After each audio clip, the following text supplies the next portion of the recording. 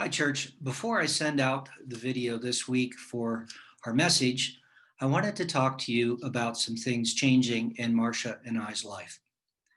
As many of you know, I've been here as a pastor full time for the last 10 and a half years. And Marcia is now in her 27th or 28th year of teaching. And she would like either to retire at the end of this year or next. Because of that, I am moving my schedule from full-time to part-time here, and then I am working part-time at the hospital. And I'm going to try that and see how that works out. If you've been tracking with us, that we are in a series on generosity.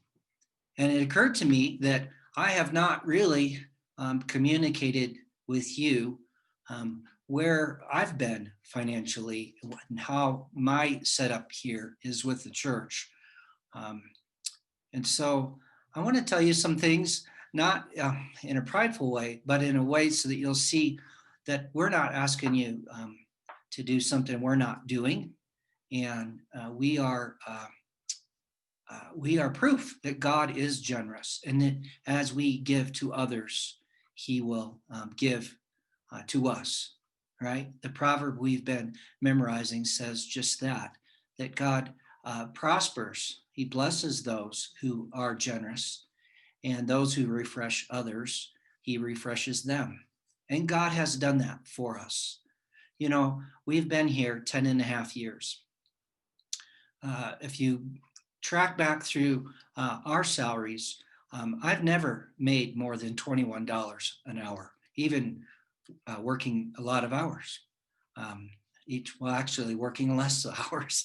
It goes down as you work more hours, right? We have spent over $80,000 of our money on insurance for me to be here and to be on Marcia's plan. And we've given well over the 10% all of those years. I haven't gotten a raise since 2017. So when we're asking you to be generous, when we're asking you to give, and telling you God will provide, he will. I don't know how I ended up with a nice house. I just know God provided for that. We worked hard. We've saved our money. We've lived frugally for years. And my wife and I both have worked and had a job pretty much our whole married life in the last 36 years. So I'm not asking for your money. I'm just trying to encourage you. We are all sacrificing together as a church. So when we talk about needing things here at the church, yes, we have a nice church, but yes, we've been really good with how we've managed the money here, how we managed to pay off all of our debts years ago as a church. And yes, my wife and I have done the same and are trying to live as good stewards of the Lord.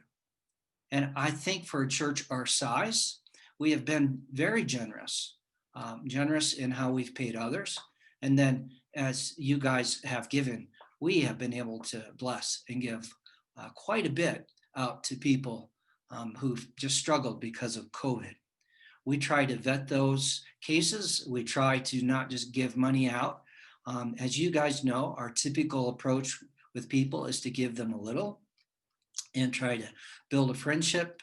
And if they want to be accountable and they're trying to help themselves already, then we try to help them more and just walk with them. In order to do that, our church has had to live on a very strict budget for years. And so has my wife and I. And yet, in the middle of all that, God has blessed us. I materially have blessings, but I am blessed in so many other ways. I have joy and peace, and I enjoy good friendships, and I enjoy what I do. So I'm moving from full-time to part-time, not because we're out of money, all right? I'm moving because we have to figure out insurance for my wife. I can't keep paying the amount we're paying. It'll cost us from $1,500 to $2,000 a month. at the end of, at the end of June, if I don't do something differently. So I'm trying to find work at the hospital, and that window's opened up, and I'm working there now Monday through Friday, part-time. So I start in the mornings, and then I'm here at the church in the afternoons. And if you have an emergency, though, you can text me or call me, and I'll do my best to respond as soon as I can. So I hope you'll understand that. I hope if you have people tell you that I'm a rich guy or I'm taking advantage of our church some way, just send them to one of our leaders, send them to our treasurer. They can see what is given, what Marcia and I give, what we make, and where our money goes. They can't see where other people, where their money goes. Like when you give, it's private, but you can see where what my giving is. You can always see that, and you can see what your giving is and how we spend our money. What I love about our church is that our church seeks to be as transparent as we can. And I just felt like, it's time for you to see that I've given at this church, and I've served at this church, and I've enjoyed it. It's been an honor. No one owes me anything.